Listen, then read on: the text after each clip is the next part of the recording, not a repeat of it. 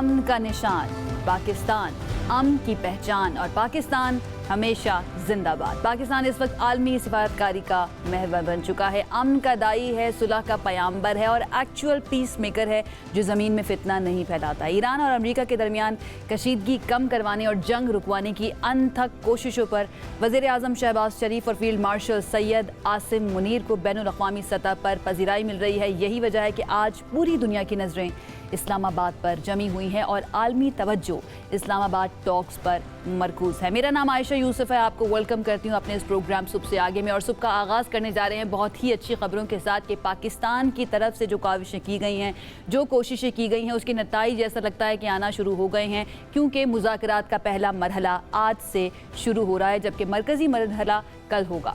अमरीकी वफ़द की क़यादत में कौन कौन शामिल है ये बता देते हैं कि नायब सदर JD वैंस उनके हमरा मौजूद हैं और स्टीव विटकॉफ और जैरेड कुशनर भी शामिल हैं। 2011 में यानी कि कई साल पहले जो बाइडन जब वो नायब प्रेसिडेंट थे उस वक्त वो पाकिस्तान आए थे और उसके बाद किसी भी अमरीकी नायब सदर का 2011 के बाद ये पहला दौरा है। और दूसरी तरफ अगर हम ईरान के वफ़द की बात करें तो वज़ीर ख़ारजा अब्बास अराग़ची और ईरानी पार्लिमानी स्पीकर और पासदारान इनक़लाब के साबिक़ कमांडर मोहम्मद बाक़िर ग़ालिबाफ की क़यादत भी शामिल है। अमरीकी सदर ट्रंप की तरफ से कई स्टेटमेंट सामने आई हैं और जो नई डेवलपमेंट हुई है उसमें उन्होंने कहा है कि ईरान के साथ एक कामयाब मुआहिदा करने जा रहे हैं। उन्होंने उम्मीद जाहिर करते हुए ये भी कहा कि ये एक बहुत अच्छा मुआहिदा होगा और ईरानी क़यादत काफ़ी हद तक माकूल है। उन्होंने ये भी कहा कि अगर ईरान आबनाए हुर्मुज़ से गुजरने वाले जहाज़ों से फ़ी वसूल कर रहा है तो उसे फौरी तौर पर रोक देना चाहिए। दूसरी तरफ ईरानी सुप्रीम लीडर हैं मुश्तबा ख़ामनाई, उनकी तरफ से भी ये कहा गया कि हम जंग नहीं चाहते लेकिन अपने हुकूक से दस्तबरदार भी नहीं होंगे और ईरान को जितना भी नुकसान हुआ है इस जंग के दौरान जो तकरीबन 6 हफ्ते तक जारी रही, उसके बाद सीज़ फायर हुआ, उसका हम अजाला जो है वो तलब करते हैं, कॉम्पनसेट किया जाए। ये उनके 10 निकात में भी शामिल है, 10 शराइत में शामिल है।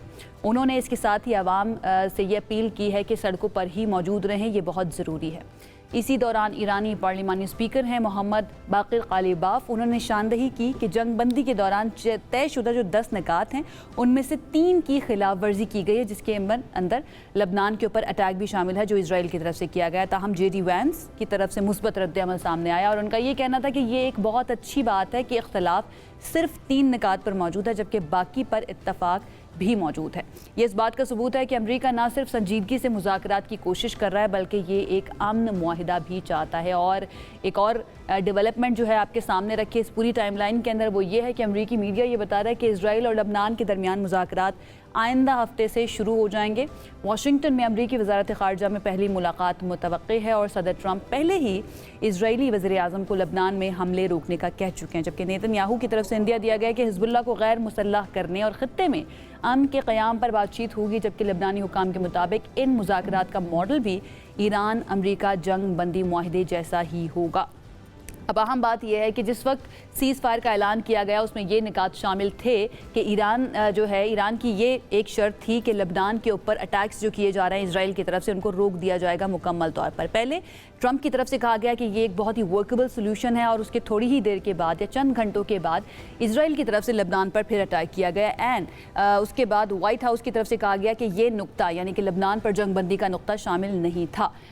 फिर ईरान की तरफ से ये बताया गया कि जब तक लबनान के ऊपर अटैक या हिज़्बुल्लाह के ऊपर अटैक बंद नहीं किया जाता तब तक मामलात आगे नहीं बढ़ेंगे। अब ऐसा लग रहा है कि ट्रंप को भी और अमेरिका को भी इस बात का ख्याल आया कि लबनान पर जंग बंदी तक इन मुज़ाकरात का कोई हल जो है वो नहीं निकल सकता है। अमन में तब्दील करने के मिशन पर पाकिस्तान की कोशिशें जो हैं वो काबिल सताइश हैं और इस हवाले से एक मौसर हिकमत अमली भी तश्कील दी जा रही है और वज़ीर आज़म शहबाज शरीफ और सैयद आसिम मुनीर जो कि फील्ड मार्शल हैं उनकी हालिया मुलाकात भी हुई है, जिसमें ख़ित्ते में पायदार अमन के लिए जारी सालिसी की कोशिशों का तफसीली जायज़ा लिया गया और दोनों रहनुमाओं ने कशीदगी में कमी पर इत्मीनान का इजहार भी किया है। अहम बात यह कि तमाम फ़रीक़ैन पर जंग बंदी बरकरार रखने पर जोर भी दिया और उनके तहम्मुल को सराहा भी है। तो पाकिस्तान की तरफ से ये जो एक रोल प्ले किया गया है एक पीस ब्रोकर का, उसको पूरी दुनिया के अंदर सराहा भी जा रहा है और इसका सबूत ये है कि प्राइम मिनिस्टर शहबाज शरीफ की जितने भी दुनिया के बड़े लीडर्स हैं उनके साथ बात भी हो रही है और उनको वो इंगेज करके रखे हुए हैं। हमारे साथ शौकत पराचा साहब मौजूद हैं, सीनियर एनालिस्ट हैं, सीनियर सहाफ़ी हैं, उनकी तरफ चलते हैं और उनका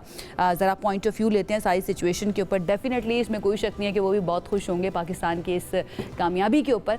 शौकत पराशर साहब, थैंक यू सो मच हमें ज्वाइन करने के लिए। अस्सलाम वालेकुम and good morning as well. क्या इस वक्त जज्बात हैं, क्या ख्यालात हैं, क्या सोच रहे हैं? पाकिस्तान की बहुत बड़ी कामयाबी, उम्मीदें क्या हैं? बहुत शुक्रिया जी, वेरी गुड मॉर्निंग। पाकिस्तान की यकीनन बहुत बड़ी कामयाबी और ये अमन के लिए कामयाबी है। एक तो होता है ना कि आप किसी दंगा फसाद, बदमाशी, गुंडागर्दी में लोग खुश महसूस होते हैं, मुल्क महसूस होते हैं, जैसे इसराइल है, गुंडा बदमाश कातिल नेतन्याहू। लेकिन पाकिस्तान की कामयाबी अमन की कामयाबी है। पाकिस्तान की कामयाबी इंसानियत को बचाने की कामयाबी है। पाकिस्तान की कामयाबी एक जंग को बहुत बड़े वसी पैमाने पर, जिसका बहुत डर था कि ये खुदा न खास्ता मिडिल ईस्ट को अपनी लपेट में ले लेगी या मिडिल ईस्ट से बाहर वाले मुल्क भी इसकी लपेट में आ जाएंगे, तो जिस इस्तकामत के साथ, परजर्वेंस के साथ, डिटर्मिनेशन के साथ पाकिस्तान की क़यादत ने, आपने जिक्र भी किया वज़ीर आज़म और आर्मी चीफ की कल की मुलाकात का, और यही एजेंडा था जिसके तहत ये उसको रिव्यू भी किया गया कि जो सारी सूरत हाल है और इंतजामात किए गए हैं पाकिस्तान में इन मेहमानों के लिए जो मुज़ाकरात में आएंगे। और अब तो हुकूमत पाकिस्तान ने एयरलाइंस को भी कहा है, जो फॉरेन एयरलाइंस ऑपरेट करती हैं पाकिस्तान में, कि जितने डेलीगेट्स आ रहे हैं और जितने जर्नलिस्ट आ रहे हैं, आप सबको बोर्डिंग दे दें, हम उनको वीज़ा ऑन अराइवल दे देंगे। तो दोनों हवालों से, एक पाकिस्तान के अंदर जो अरेंजमेंट्स हैं इन मुज़ाकरात को फैसिलिटेट करने के लिए, और सेकेंडली इन जो वेरिंग पार्टीज हैं उनको रजामंद करना कि आएं, बैठें, बातचीत के जरिए मामले का हल निकालें।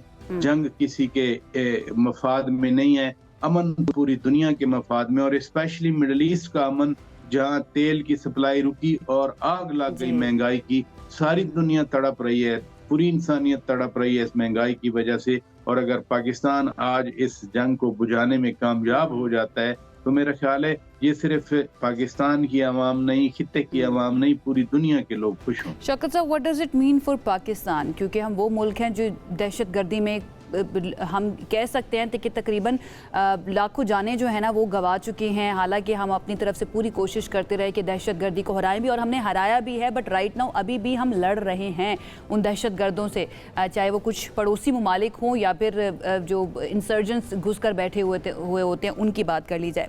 फिर ये इल्ज़ाम भी लगाया जाना कुछ ममालिक की तरफ से कि भाई ये जो है ना दहशतगर्दी को एक्सपोर्ट करने वाला मुल्क है। ऐसे में इस तरह से पाकिस्तान का रोल प्ले करना, दुनिया की नज़र में एक रिजुविनेट कर लिया है हमने अपनी एक इमेज को, जो कोशिश की गई थी डिस्टॉर्ट करने की एक मुल्क की तरफ से, इंडिया की तरफ से ख़ास तौर पर। पाकिस्तान गुज़श्ता 25 साल से, 9/11 के बाद से, जब से वॉर ऑन टेरर शुरू हुई, आपने दुरुस्त इशारा किया, पाकिस्तान वन और the other way in a state of war. Terrorism के खिलाफ दुनिया में जो एक खतरा बना था, खास तौर पर वेस्टर्न वर्ल्ड की नज़र में, कि अल-कायदा अब ले जाएगी दुनिया को, तो Pakistan is the only country who fought and dismantle और help fight and dismantle al Qaeda. Pakistan ने इतना बड़ा दुनिया के अमन के लिए कंट्रीब्यूट किया to end this menace of terrorism, और यकीनन चूंकि Pakistan on the forefront पे रहा, तो इसलिए पाकिस्तान ने इस दहशतगर्दी के खिलाफ जंग में सबसे ज्यादा नुकसान उठाया, सबसे ज्यादा कुर्बानियां दी, और अभी भी पाकिस्तान कुर्बानियां दे रहा है। और फिर उसमें इम्पिटस आ गया गुज़श्ता साल मई वाली जंग में, जब भारत ने पाकिस्तान पर अटैक किया। The way Pakistani forces, Pakistani people, Pakistan itself fought against, उसका तो अब सदर ट्रंप पिछले हफ्ते भी जिक्र कर रहे थे कि पाकिस्तान ने, वज़ीर आज़म पाकिस्तान ने उनको क्रेडिट दिया 20 से 50 मिलियन इंसानों को बचाने का। पाकिस्तान ने जहाज गिराया इंडिया के, जिसका जिक्र सदर ट्रंप करता है, जिसका जिक्र फ्रांस, जर्मनी, जो भी लोग इन्वॉल्व हैं सारे करते हैं कि कैसे पाकिस्तान ने रिस्पॉन्ड किया। तो ये वो हौसला, ये वो डिटर्मिनेशन है, ये वो करेज, जुर्रत, ऑडेसिटी है पाकिस्तान की, जिसके तहत पाकिस्तान गुज़श्ता 25 साल से मसलसल लड़ रहा है। और अब भी देखें, मौजूदा army chief CDF field marshal Asim Munir Syed, उन्होंने स्पेशली दहशतगर्दी की आपने बात की, उन्होंने बड़ी क्लैरिटी दी है। उन्होंने इतनी क्लैरिटी दे दी है कि किसी भी सूरत में इन दहशतगर्दों को जो अफगान सरजमीन में पनाहगाहें बना के बैठे हैं, जिनको वहां पर सेंचुरीज हासिल हैं, हम किसी तरह इनके साथ ना कोई बात करेंगे और ना इनके साथ कोई समझौता करेंगे, ना इनके सामने झुकेंगे।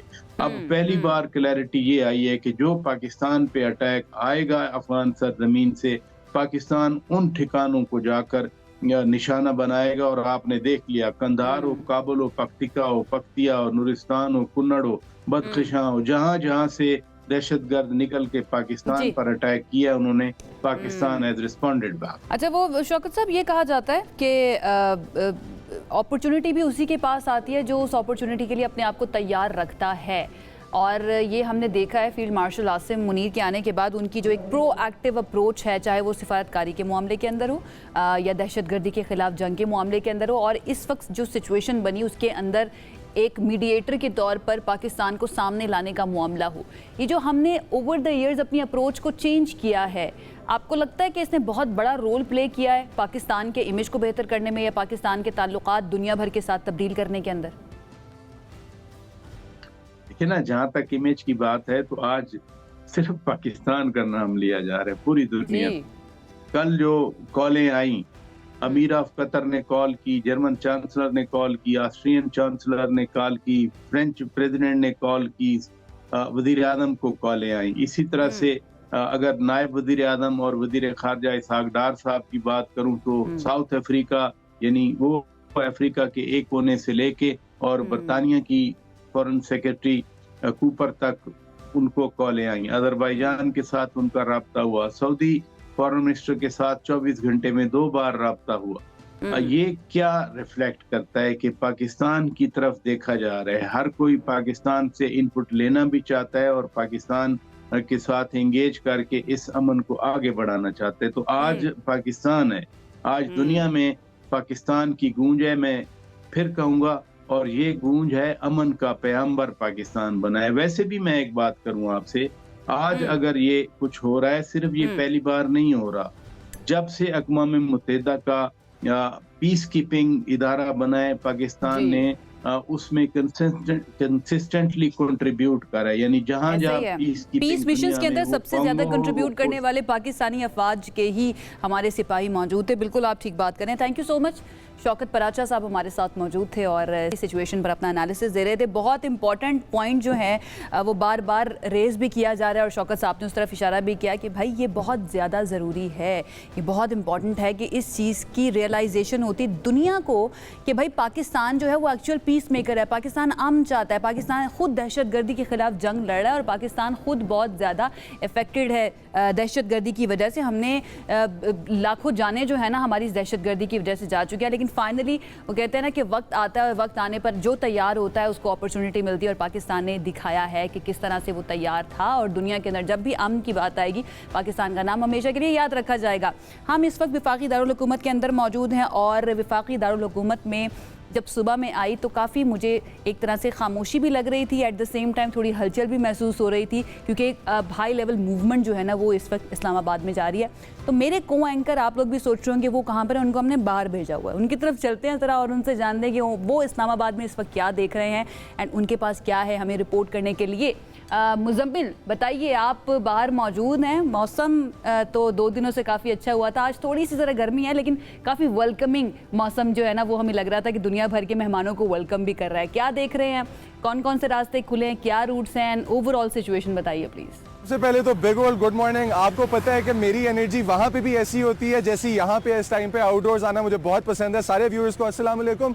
लेकिन सबसे इंपॉर्टेंट चीज़ जो हमारे पास यहाँ पे इस टाइम पे हो रही है वो ये हो रही है कि पाकिस्तान पीस मेकिंग के फोर्थ फ्रंट पे है। अभी मैं आपकी बात सुन रहा था सारी, आपने कहा कि मौके पे जो बंदा तैयार होता है वो तैयारी प्रिपरेशन ज़्यादा मैटर करती है, तो we were ready and rightly so. Pakistan has been in this position के जहाँ पे हम लोग बिजनेस एंड पे भी और डिप्लोमेटिक एंड पे भी पूरी दुनिया में आउट परफॉर्म कर रहे हैं कंपटीशन को इस टाइम पे, और पीस मेकिंग एफर्ट्स में भी हम सामने पेश हैं। आज सुबह मुझे भी सड़कें बड़ी पुरअमन मिली थी।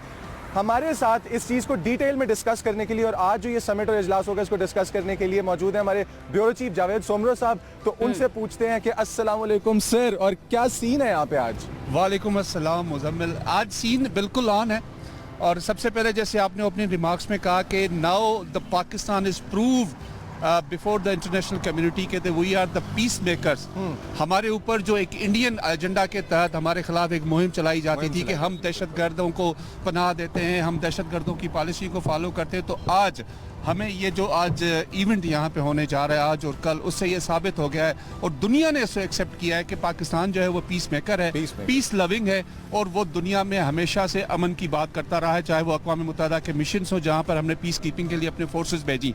जहाँ तक रही बात इस डायलॉग्स की, तो मैं आज आपको बताऊँ आपके नाज़रीन को कि हमारे पास अभी तक यही इतलात है कि जो दोनों ममालिक है यानी कि ईरान और अमेरिका के वफूद जो है वो दो हिस्सों में आज इस्लामाबाद पहुंचेंगे और दोनों का पुरतपाक इस्तकबाल किया जाएगा और उनको फिर यहाँ पर लाकर उनको जो यहाँ पे उनके रहायश के लिए जगह मखसूस की गई है उधर ले जाया जाएगा। उसके बाद जो डेलीगेशन सतह पर जो मुज़ाकरात हैं वो शुरू होंगे और इस पर मैं आपको बताऊँ जो डेलीगेशन की सतह पर मुज़ाकरात होते हैं उसमें ज़ाहिर है ड्राफ्टिंग होती है और ड्राफ्टिंग के बाद वो प्रॉपरली उन तमाम जो हेड्स ऑफ द डेलीगेशन आ रहे हैं उनके सामने जाता है और वो जब फाइनली वो ड्राफ्ट अप्रूव करते हैं तो वो उसके बाद एक रस्मी कार्रवाई होती है जिसके तहत ये आता है। बाकी ये है कि इससे पहले दोनों वफूद यानी कि ईरान और अमेरिका के दोनों वफूद की अलग अलग जो चूँकि इस वक्त पाकिस्तान एज अ मीडिएटर सालिस है तो उन दोनों वफूद की अलग अलग भी हमारे साथ मुलाकातें हैं। तमाम चीज़ें तय होने के बाद ये मामला आगे जाएगा और उसके बाद जो कल इसका फाइनल जो है इजलास होगा और उसके अंदर दस्तखत होने के कभी इम्कान ज़ाहिर हो रहे हैं। यानी कि इस वर्ल्ड के अंदर जो सबसे इंपॉर्टेंट जंग इस टाइम पे कॉन्फ्लिक्ट चल रहा है, हम उसके सबसे इंपॉर्टेंट मरहले पे सेंटर पे मौजूद हैं इस टाइम। नो डाउट इस वक्त पाकिस्तान जो है सेंटर ऑफ द पॉइंट है इंटरनेशनल कम्युनिटी के अंदर। आप देखें कल से लेकर आज तक जितने भी दुनिया के हेड्स ऑफ स्टेट्स हैं, प्राइम मिनिस्टर्स हैं, उन्होंने हमारे वज़ीर आज़म मियाँ शहबाज शरीफ, हमारे field marshal general Syed Asim Munir को जितने फैसिलिटेशन के मैसेजेस भेजे हैं, इससे ये और कुछ भी नहीं, हमारे लिए तो फ़ख्र की बात है, लेकिन जो कहते हैं जलती पे नमक डालने वाली बात है वो हमारे पड़ोसी देश के अंदर है। अच्छा, मैं जावेद साहब सुबह जब आया हूँ ना तो मुझे सड़कें बड़ी खुली, बड़ी पुरसकून मिली और अभी भी ट्रैफिक जिस तरह से चल रही है, लोगों को इतना बड़ा इजलास है, इतनी बड़ी डेलीगेशन आ रही है, ज़्यादा प्रॉब्लम नहीं हुआ। गवर्नमेंट के इंतजाम कैसे लग रहे हैं आपको? देखिए ये सबसे पहले देखें गवर्नमेंट ने ये बहुत अच्छा किया कि जो 2 दिन की छुट्टी की। अगर वर्किंग डे होता तो जाहिर है इस्लामाबाद के अंदर वर्किंग डे के अंदर बहुत ज़्यादा ट्रैफिक होता है, मतलब पैक होता है, तो अब छुट्टी है तो उसकी वजह से हम यहाँ पे बिल्कुल ये देख सकते हैं, हमारे लोग जो व्यूअर्स देख सकते हैं कि ट्रैफिक का बहाव जो है वो बिल्कुल कम है और यही एक वजह थी कि कम हो ताकि जो डेलीगेशंस आए कि उनको प्रॉपर तरीके से नूर खान एयरबेस से लेकर उनको जो है रेड जोन तक ले जाया जाए। पहला मकसद ये था। दूसरा ये है कि जो तैयारियां हैं, अगर आप रात को रेड जोन में चले जाते हैं तो रात में इन तमाम वफूद के लिए जो इस्तकबाल किया गया है वो नो डाउट दीदनी है और बड़ा दिल खुश होता है कि अगर आप अंदर जाए रात के टाइम, दिन के टाइम के वहाँ पे जिस तरह से पोस्टर्स लगे हुए हैं, जिस तरह से लाइटिंग की गई रात के टाइम पे, वो इतनी खूबसूरत है कि मेरे ख्याल से हमारे जितने मेहमान आ रहे हैं वो बहुत ज़्यादा खुश होंगे। इसके बारे में हमें आपका पैकेज मज़ेदार से देखने को मिलेगा? बिल्कुल मिलेगा, हम उस पर तैयार भी कर रहे हैं कि हमारा एक पैकेज मिल जाए। और बाकी रही बात के जो वफूद हैं उसमें ज़ाहिर है जो वाइस प्रेसिडेंट हैं अमेरिका के जेडी वांस, उनके साथ उनका वफद आ रहा है, इधर ईरान से जो है उनके फॉरेन मिनिस्टर आ रहे हैं। तो ये बहुत एक अहम चीज़ है कि पाकिस्तान ने ये साबित किया है कि पाकिस्तान अमन की तरफ लेकर इस दुनिया को लेकर। अच्छा, अब ये दोनों पार्टीज जो आ रही हैं इनके दरमियान में काफ़ी सारे पॉइंट्स पर कॉन्फ्लिक्ट भी है कि यानी कि कुछ शराइत हैं दोनों की तरफ से पेश की हुई जो दोनों नहीं मान रहे, पॉइंट ऑफ नो रिटर्न है उन शराइत के ऊपर हमारा कि हम नहीं कॉम्प्रोमाइज़ कर पाएंगे। आप क्या देख रहे हैं और आपकी खबर मुताबिक ये जो इजलास होने जा रहा है, जो ये मीटिंग होने जा रही है, ये कितनी सक्सेसफुल होगी? देखिए इंशाल्लाह ये मीटिंग सक्सेसफुल होगी। बाकी देखें आप अगर नॉर्मली भी देखें तो जहाँ पे 2 फरीकें बैठते हैं तो कहीं पे आप एग्री होते हैं किसी पॉइंट पे आप एग्री नहीं होते। ये डायलॉग का हिस्सा होता है, इसको कोई नाकामी नहीं कही जा सकती, लेकिन चूंकि मुखालफिन है वो इसको नाकामी कहेंगे, लेकिन ये नाकामी नहीं है। आप जब डायलॉग करते हो तो एक फरीक कोई एक पॉइंट पे मानता है, एक नहीं मानता। तो पाकिस्तान का इस वक्त रोल यही है कि पाकिस्तान दोनों फरीकें को उन तमाम नुकात के ऊपर मिल बैठ के बिठा के उनको ये बताया कि जी ये न सिर्फ आपके लिए बेहतर है बल्कि आलम दुनिया के लिए बेहतर चीज़ होगी, ताकि पाकिस्तान समेत बाकी ममालिक जो है इस जंग की लपेट की वजह से नुकसान खा रहे हैं मुआशी तौर पे, दीगर उमूर पे, वो हमारी चीज़ें ख़त्म हो जाएं। अच्छा, हमारे चीफ ऑफ डिफेंस फोर्सेस ने फील्ड मार्शल सईद आसिम मुनीर ने एक बात कही कि वो अप्रिशिएट करते हैं जो रिस्ट्रेंट तमाम ममालिक ने शो किया इस कॉन्फ्लिक्ट के दौरान इसको फैलने से बचने के लिए। तो आप क्या देखते हैं कि पाकिस्तान का जो इस टाइम पे रोल है उसके खिलाफ क्या हमें दूसरी साइड से प्रोपेगेंडा आ सकता है? वो इतना प्रोपेगेंडा, उन्होंने तो ऐसे जाली किस्म के सोशल मीडिया अकाउंट्स बनाए और उस अकाउंट्स बनाने की वजह से उन्होंने इतनी गलत इंफॉर्मेशन की है कि अल्लाह माफ़ी दे। लेकिन चले, वो उनका अपना एक एजेंडा है, वो करते रहें। लेकिन हमें खुदाए बाबरकत की जान से देखें कि हमें इतना बड़ा एक मौका दिया अल्लाह ताला ने और हमने अपने आप को साबित किया। और इंटरनेशनल रिलेशंस के अंदर आपको अपॉर्चुनिटी अवेल करनी पड़ती है और अगर आप अपॉर्चुनिटी अवेल कर गए तो आप दुनिया के सामने और अपना बाकी चीज़ों के सामने भी आप सुरखरू होते हैं। तो पाकिस्तान के डिप्लोमेटिक कोर ने और वज़ीर आज़म मियां शहबाज शरीफ की क़यादत में, चीफ ऑफ डिफेंस फोर्सेस की क़यादत में ये जो सब कुछ किया है उसका क्रेडिट ना सिर्फ उनको जाता है बल्कि मेरी नज़र में इस पूरी कौम को जाता है कि जिस तरह से इस एक इशू पर बेशक आपके सियासी और नज़रियाती इख्तलाफात हों, लेकिन इस इशू पे आकर उन्होंने एक कौम होकर ये साबित किया है कि पाकिस्तान जो है इस चीज़ के ऊपर कर सकता है। बाकी इंटरनल पॉलिटिक्स है, दुनिया के हर मुल्क के अंदर होती है तो वो होती है, लेकिन पाकिस्तान ने इस केस के अंदर, इस मामले में बहुत ज़्यादा अच्छा रोल प्ले किया है और यही वजह है कि दुनिया अब आपकी मुतरफ है। अच्छा, 20 साल से पाकिस्तान जो है वो टेररिज्म के खिलाफ जंग लड़ रहा है और जीत रहा है, ठीक है। हमारा कैपिटल अमन में, हमारा मुल्क अमन में, हमारी फोर्सेस की वजह से, हमारे डिप्लोमेट्स की वजह से और हमारे केडर की वजह से जो इस चीज़ को टेक केयर कर रहे हैं इसकी। तो आप क्या देखते हैं कि हम लोग सिंस कॉन्फ्लिक्ट को रिजॉल्व करने की तरफ चलते हैं और इस रास्ते को हम जानते हैं अच्छे तरीके से, Pakistan as a mediation party कैसा रोल अदा करेगा? देखिए, पाकिस्तान एज ए मीडिएटर बहुत अच्छा रोल अब भी प्ले कर रहा है और पाकिस्तान की फॉरेन पॉलिसी का मेन जुज़ है कि हमें कभी भी जंग नहीं चाहिए, हम अमन चाहते हैं। गज़ा और फ़लस्तीन के हवाले से पाकिस्तान की पॉलिसी जो है वो वाज़े है कि हम हमेशा उनकी जो सियासी और नज़रियाती और इखलाकी मदद है वो करते रहेंगे। इसी तरह कश्मीर है, आज़ाद जम्मू और कश्मीर के अलावा जो मकबूजा कश्मीर है उसमें जिस तरह से हम अपनी फ़ॉरेन पॉलिसी को सामने लेके चलते हैं तो वो बहुत अच्छी चीज़ है। लेकिन अब चूँकि कुछ लोगों को मौका चाहिए, कुछ आपके मुखालफिन को मौका चाहिए, वो तो कोई भी ऐसा मौका वो हाथ से नहीं छोड़ते। अगर हम पड़ोसी मुल्क की बात करें तो वहाँ पे तो चीखें निकल रही हैं, चाहे 9 मई का वाक़या हो चाहे कोई और वाक़या हो, वहाँ पे उनकी चीखें ऐसे निकलती हैं जैसे पता नहीं उन्होंने हरी मिर्चें खा ली हों। वो तो जगह उनका अपना काम है, वो करें। लेकिन हम इस वक्त दुनिया के सामने सुरखरू हैं, वो सिर्फ और सिर्फ इस वजह के पाकिस्तान के डिप्लोमेटिक कोर ने, हमारे वज़ीर ख़ारजा इसहाक़ डार और दीगर लोगों की वजह से, उनके जो टीम है उनकी वजह से हम पाकिस्तान जो है इस वक्त दुनिया के सामने सुरखरू हैं और पूरी दुनिया आज और कल के दिन पाकिस्तान की तरफ ये नज़रें लगा के बैठी है कि पाकिस्तान का मीडिएशन का जो किरदार है वो किस हद तक कामयाब रहेगा। लेकिन हमारी दुआ है कि ये किरदार जो पाकिस्तान का है वो मजीद बेहतर हो और अल्लाह ताला हमें इसमें कामयाबी दे के जितने नुकात हैं उसके अंदर तब दोनों फरीकें जो हैं ईरान और अमेरिका वो बैठे और मामलात को हल करें ताकि दुनिया एक स्मूथ तरीके से जैसे चल रही थी उस तरह चले। बिल्कुल। अच्छा जावेद साहब, आपका दिहाइयों पे मुश्तमिल जर्नलिज्म का एक करियर है और उसके अंदर आपने उतार चढ़ाव देखे, कवर किए, रिकॉर्ड किए, पेश किए, लिखा। आप क्या देखते हैं कि ईरान के साथ भी हम बहुत अच्छे दोस्त हैं, हम अमेरिका के भी बिजनेस पार्टनर्स हैं, हम इस दुनिया के अंदर बिजनेस फ्रंट पे एक बहुत इंपॉर्टेंट पोजीशन भी रखते हैं इस एरिया के अंदर दुनिया के। ये जो सुलह का मुआहिदा यहाँ पे होगा इंशाल्लाह ताला, अल्लाह करे कि बहुत अच्छे से हो जाए, ये हमारे रिलेशंस को और कितना स्ट्रांग बना देगा दोनों ममालिक के साथ? देखिए, मैं कह रहा हूँ वो स्ट्रांग रिलेशंस ऑलरेडी हमारे अब इस सारी सूरत हाल में जो किरदार हमने अभी तक अदा किया है 90% हम कामयाब हो चुके हैं। बिल्कुल। बाकी आज और कल का दिन है इंशाल्लाह इसमें भी हमें मजीद कामयाबी मिलेगी। तो ये जो डिप्लोमेटिक फ्रंट पे हम लोगों ने रोल प्ले किया है ये दुनिया को ये बावर करा रहा है कि जो हमारे खिलाफ एक मनफी एजेंडा के तहत प्रोपेगेंडा किया गया था हमारे कुछ पड़ोसी ममालिक की तरफ से, वो ख़त्म हो गया। उनको भी अंदाज़ा हो गया कि पाकिस्तान ऐसा नहीं है।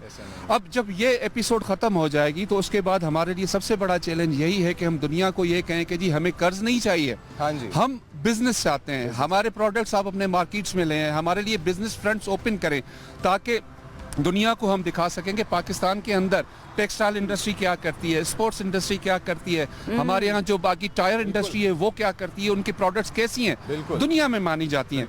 तो इंशाल्लाह हमें इसका भी फायदा जो है जाहिर है जो थिंकर्स हैं, जो पॉलिसी मेकर्स हैं, उन्होंने भी उनके भी अच्छा पॉइंट जो है जावेद सुमरू साहब मुजम्मिल बता रहे हैं एंड दैट इज कि किस तरह से आप जो है ना दुनिया भर को बता सकते हैं, दुनिया को दिखा सकते हैं कि भाई सिर्फ यही चीज़ें नहीं, पाकिस्तान पीस मेकर तो है ही है, लेकिन उसके साथ साथ यहाँ पर अपॉर्चुनिटीज़ कितनी ज़्यादा मौजूद हैं। 24 से 25 करोड़ का ये मुल्क है, बहुत बड़ी मार्केट है, दुनिया के जो बड़े बड़े ममालिक हैं उनसे कहीं ज़्यादा आबादी यहाँ पर मौजूद है। एंड जितने भी लोग पाकिस्तान आते हैं वो पाकिस्तान की मेहमान नवाजी की तारीफ़ करके ही जाते हैं, और यहाँ की खूबसूरती के क्या ही कहने। बहुत सारी बातें हमारे पास, लेकिन एक ब्रेक की तरफ जाना, ब्रेक से वापस आएंगे, कंटिन्यू करेंगे अपनी गुफ्तगू को। स्टे विद अस।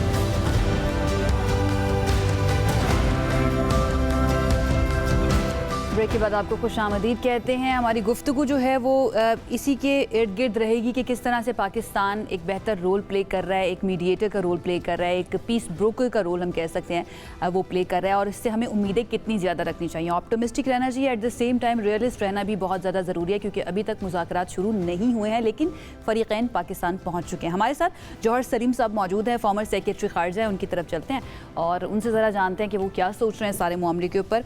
जौहर सलीम साहब, thank you so much once again हमें ज्वाइन करने के लिए। सबसे पहले मैं ये समझना चाहूँगी आपसे, जो हम ब्रेक में भी बात कर रहे थे कि it's a very good news for Pakistan. Definitely Pakistan को या इस्लामाबाद को ना दुनिया के सामने एक मरतबा फिर से लाकर रख दिया है इस रोल ने जो पाकिस्तान ने प्ले किया है। हमें तवक्कुआत कितनी ज़्यादा फिर भी रखनी चाहिए, ऑप्टिमिस्टिक रहते हुए कितनी हमारी तवक्कुआत होनी चाहिए? जी बिल्कुल, बड़ा अहम नुक्ता है इस वक्त, इसमें कोई शक नहीं। पूरी दुनिया की नजरें पाकिस्तान पे मुर्तकिज हैं, और ये नहीं कि सिर्फ मुल्कों की तरफ से एक स्टेटमेंट्स आई हैं पाकिस्तान की सताइश की, बल्कि मैंने तो देखा बहुत सारे इंडिविजुअल अकाउंट्स में, यूरोप में, अमेरिका में, जो सोशल मीडिया अकाउंट्स हैं उसमें थैंक यू पाकिस्तान लिखा हुआ था और पाकिस्तान के बारे में बहुत अच्छे कलमात लिखे थे। क्योंकि देखें, पाकिस्तान पूरी दुनिया को एक ब्रिंक ऑफ डिजास्टर जिसको कह सकते हैं आप, एक बिल्कुल एक एज ऑफ कैटास्ट्रोफी से, फिर इस तरह के फ्रीकैन जो आपस में बात बिल्कुल किसी तरह से बात करने के लिए भी तैयार नहीं थे, जहाँ इत्तेमाद का बिल्कुल पूरा फुकदान था, उनको मुज़ाकरात की मेज पे लेके आना कोई आसान नहीं था। तो ये पाकिस्तान ने कर दिखाया और बहुत बड़ा डिप्लोमेटिक ब्रेक थ्रू है, इसमें कोई शक नहीं। अब दूसरे नुक्ते पे मैं आता हूँ। देखें, ये मुज़ाकरात जो है आसान नहीं होंगे, बिल्कुल जो है ना, एक मैं समझता हूँ कि बिल्कुल ऑप्टिमिज्म होनी चाहिए, लेकिन एक कॉशियस ऑप्टिमिज्म। अभी मैं कल ही एक प्रोग्राम पे था जो है, तो वहां पे उसमें एक जर्नलिस्ट भी थे और उन्होंने तो कुछ इस किस्म का तासुर दिया कि बस सब कुछ अग्री हो गया, बस सब डॉटेड लाइंस पे आके साइन कर देंगे सारे। तो बिल्कुल मेरी असेसमेंट में ऐसी बात नहीं है। बहुत से ऐसे अमूर हैं जिसपे खासी ज्यादा निगोशिएशन होगी, और देखें अभी मुज़ाकरात शुरू भी नहीं हुए, तो वो जो 10 पॉइंट्स जो है जिसपे एक अंडरस्टैंडिंग हुई, और अंडरस्टैंडिंग क्या हुई है, वो ईरान के 10 पॉइंट्स है। अंडरस्टैंडिंग ये हुई है कि उसको एज अ फ्रेमवर्क इस्तेमाल होंगे, as a basis for negotiation इस्तेमाल होंगे, एज अ रोड मैप इस्तेमाल होंगे। ये नहीं कि उस पर एग्री हो गई हैं दोनों साइड्स, उन पे बातचीत होगी, एज अ जो है ना, as a basis for negotiation होंगे वो। तो और उसमें भी उसकी इंटरप्रिटेशन में भी देखें, अभी दोनों साइड्स में कुछ इख्तलाफात हो गए हैं, जिस तरह ईरान जो है, और पाकिस्तान भी ये कह रहा है कि जी लेबनान उसमें शामिल था सीज फायर में, लेकिन इजराइल की तरफ से ये आया कि जी, और अमेरिकन की तरफ से भी जेडी वैंस का की स्टेटमेंट है कि वो लेबनान उसमें शामिल नहीं। खैर ये तो सॉर्ट आउट हो जाएगा इंशाल्लाह, पर जो अहम चीज ये है कि it's still work in progress, और इसमें मैं समझता हूँ कि इसमें जो है, और दोनों साइड जाहिर है कि बहुत ज्यादा उनके हाई रैंकिंग नेगोशिएटर्स भी हैं, उनको उनके जो सुप्रीम लीडर की when it comes to diplomacy, आप बहुत बेहतर इस चीज़ को समझते हैं, आपका पूरा करियर है उसके अंदर, कि in between the lines read करना बड़ा ज़रूरी होता है, बड़ा इंपॉर्टेंट होता है, और वो बहुत कुछ इंडिकेट भी कर देता है, और इस तरह के स्टेटमेंट्स आना भी बहुत ज़्यादा ज़रूरी होता है। उनको एनालाइज भी डेफिनेटली मुख्तलिफ तरीके से किया जाता है, आम तरीके से नहीं किया जाता। राइट नाउ टॉक्स की टेबल पर आना अमेरिका की तरफ से एंड ईरान की तरफ से, आपको क्या लगता है? वैसे तो फेस सेविंग दोनों के लिए ही होगी, but at the same time किसने एक जो है ना मार्जिन दिया, या फिर अपने आप को रोक कर कहा कि ठीक है हम मुज़ाकरात की टेबल पर आते हैं, अमेरिका या फिर ईरान? जी मैं समझता हूँ दोनों के लिए। देखिए, एक तो ये कि दोनों अपनी तय ये समझ रहे हैं कि वो जीत गए हैं। अच्छा, और मैं खैर इसका मेरा व्यू पॉइंट जरा मुख्तलिफ है। मेरा ख्याल है कि दोनों की ये जंग जारी रखने में दोनों की हार होती, जो है ना, एक लूज लूज सिचुएशन से हम एक विन विन सिचुएशन की तरफ जा रहे हैं। क्योंकि देखिए दावे तो दोनों तरफ से आप देखें तो ईरान में भी ये जाहिर है, वो की स्टेटमेंट्स भी हैं कि जी ये तो कंप्लीट विक्ट्री है, और दूसरी तरफ अमेरिका की भी इसी किस्म की स्टेटमेंट्स हैं। तो लेकिन जंगों में कोई भी नहीं जीता, खसूसन इस किस्म की जो वॉर ऑफ एट्रिशन होती है, उसमें फतह किसी की नहीं होती। फतह होती है सिर्फ अमन की, अगर आप अमन की तरफ चलें तो मैं समझता हूँ कि लेकिन जाहिर है कि उनकी पोजीशंस जो सी हैं, अगर नेगोशिएटिंग पोजीशंस की बात करें तो देखें दोनों बड़े टफ नेगोशिएटर्स हैं। खसूसन मैं समझता हूँ कि जो ईरानी साइड से आप देखेंगे कि वो बहुत ही ज्यादा टफ नेगोशिएशंस करेंगे, क्योंकि कालिबाफ जो कि बहुत अहम, वो सिर्फ स्पीकर नहीं है, और मैं ये कह चुका हूँ कि ईरान में स्पीकर का ओहदा जो है वो बाकी जो डेमोक्रेसीज हैं उनसे जरा मुख्तलिफ होता है। उसमें उसकी एक खसूसी अहमियत होती है पार्लियामेंट से बाहर भी। और कालिबाफ तो फिर उन लोगों में शामिल थे जिनका जिक्र उसमें भी उस वक्त था कि जो सुप्रीम लीडर बनाने के लिए जब बात हो रही थी तो कंटेंडर्स जो थे उनमें भी तो आता था, तो वो बहुत ही आम है। लेकिन दूसरी तरफ देखें जेडी वैंस जो है वो जाहिर है वाइस प्रेसिडेंट अमेरिका के प्रेसिडेंट ट्रंप के बाद सबसे बड़ा होता है, और फिर उनको प्रेसिडेंट का एतमाद भी हासिल है। और एक अच्छी चीज ये है कि देखिए मेरी इत्तलात के मुताबिक ईरानियन जो है वो इंसिस्ट कर रहे थे कि जी जेडी वैंस आए इस मुज़ाकरात में, या अभी नहीं पहले भी।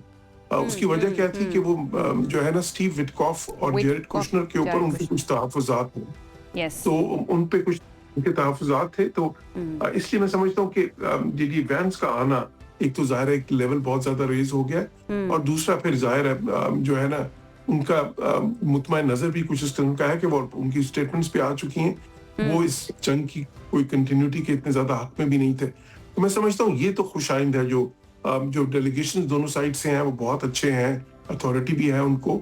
अच्छा जो पोजीशंस हैं, अब जाहिर है पोजीशंस में अभी भी बहुत सारा फर्क बाकी है, और मेरा अंदाजा ये है कि देखें शुरू में जो पहली कोशिश होनी चाहिए वो हो कि एक इंटरम अंडरस्टैंडिंग हो जाए या एग्रीमेंट हो जाए, और ये इसको फिर एक लंबे अरसे के लिए सीज़फायर को कंटिन्यू कर दिया जाए, और उसमें फिर अगर कोई ऐसे अमर रह जाएंगे जिस पे इख्तिलाफात ज्यादा हों तो फिर उनको उसके बाद नेगोशिएट किया जाए। जौहर साहब, it happened last year also, although हमें पता है कि सिचुएशन इतनी ज़्यादा ख़राब नहीं हुई थी या इतनी प्रोलॉन्ग नहीं हुई थी, बट टॉक्स शुरू हो गई थी, और टॉक्स होते हुए हमें नज़र आया अभी जो लास्ट मंथ तक की इत्तलात थी कि भाई मुज़ाकरात जो हैं वो इस पॉइंट पर पहुंच गई हैं कि शायद कोई मुआहिदा हो सकता है या मुआहिदे की तरफ जा सकते हैं, एंड देन अटैक कर दिया गया ईरान के ऊपर।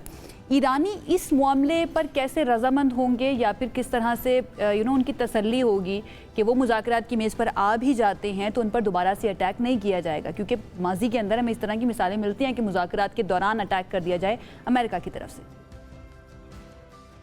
जी मैं समझता हूँ ये बहुत अच्छा नुक्ता आपने उठाया, और बिल्कुल ये ईरानियों का एक सबसे बड़ा जो रिजर्वेशन था मुज़ाकरात की मेज़ पे आने के लिए वो यही था कि जी हम किस तरह इत्तेमाद करें। वो अपनी स्टेटमेंट्स पे भी कह चुके थे, और जो है ना मेरी इत्तलात भी यही है। तो वो फिर पाकिस्तान ने जाहिर है कि उसमें सिर्फ मीडिएटर नहीं बल्कि एक फैसिलिटेटर का रोल इस तरह से भी पूरा किया कि पाकिस्तान ने वो जो ट्रस्ट डेफिसिट था उसको फिल किया। पाकिस्तान ने अपनी क्रेडिबिलिटी जो सी है देखें उसको, आपने अपनी क्रेडिबिलिटी को आप बीच में रखते हैं। और फिर मैं समझता हूँ कि चीन का रोल इसमें बहुत अहम था साथ। चीन क्योंकि पाकिस्तान को चीन की पूरी तायद हासिल थी, चीन के ऊपर बहुत ज्यादा इत्तेमाद है ईरान का, जिस तरह पाकिस्तान पे उनका इत्तेमाद है, लेकिन चीन पे उनकी रिलायंस भी बहुत ज्यादा है, क्योंकि पूरी इकोनॉमिक रिलायंस उनकी 90% तेल उनका चीन खरीदता है। वो सारी चीजें अपनी जो सी हैं, जो इवन दफाई जो जरूरियात है उसके लिए भी जो बेसिक पार्ट्स हैं वहीं से लेते हैं बेसिक। अब यहाँ तक कि उनके ये मिसाइल्स हैं, इसका अगर फ्यूल है तो वो भी चाइना से आता है, वो केमिकल्स। तो वो फिर चाइना का लेवरेज बहुत ज्यादा था उनपे, तो उस फिर जब बीच में उनकी भी इंश्योरेंस आती है तो उससे फर्क पड़ा। स्टेटमेंट्स आई हैं इवन ईरान की तरफ से भी, वो भी यही बात करते हैं कि भाई हम जंग खत्म करने के लिए तैयार हैं, हम जंग चाहते ही नहीं हैं, लेकिन यह है कि कोई हमें गारंटीज तो इस तरह से दी जाए ना कि दोबारा अटैक नहीं होगा, क्योंकि हम अपने आप को डिफेंड करने का मुकम्मल इख्तियार रखते हैं। थैंक यू सो मच जौहर सलीम साहब हमें ज्वाइन करने के लिए और अपने जो थॉट्स हैं हमारे साथ शेयर करने के लिए, अपना एनालिसिस हमारे साथ शेयर करने के लिए। एक ब्रेक की तरफ हमें जाना है, ब्रेक से अभी वापस आ रहे हैं और कंटिन्यू करेंगे अपनी गुफ्तगू को। स्टे विद अस।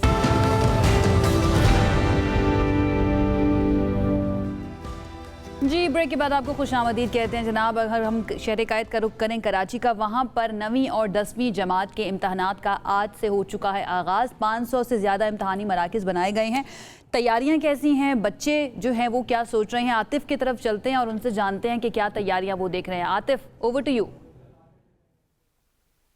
कराची में आज से मैट्रिक बोर्ड के ज़ेर एहतमाम 9वीं और 10वीं जमात के इम्तहानों का आगाज़ हो चुका है। सालाना इम्तहान के लिए कराची में 520 इम्तहानी मराकज़ बनाए गए हैं। सुबह सवेरे कराची के 7 अज़ला के अंदर जो 25 हब सेंटर्स बनाए गए हैं सवालनामों की तकसीम के लिए, वहाँ से सवालनामे जो हैं वो बंद लिफाफों के अंदर सेंटर्स तक पहुँचाए गए। सेंटर सुपरिटेंडेंट्स ने सील खोल कर वो सवालनामे जो हैं वो बच्चों में तकसीम किए हैं। 9:30 बजे 9वीं जमात का कंप्यूटर साइंस का पेपर जो है वो शुरू हुआ है। 12:30 बजे तक ये होगा और उसके बाद दूसरी शिफ्ट के अंदर जनरल साइंस का पेपर है जो कि जनरल ग्रुप के बच्चे जो हैं वो देंगे।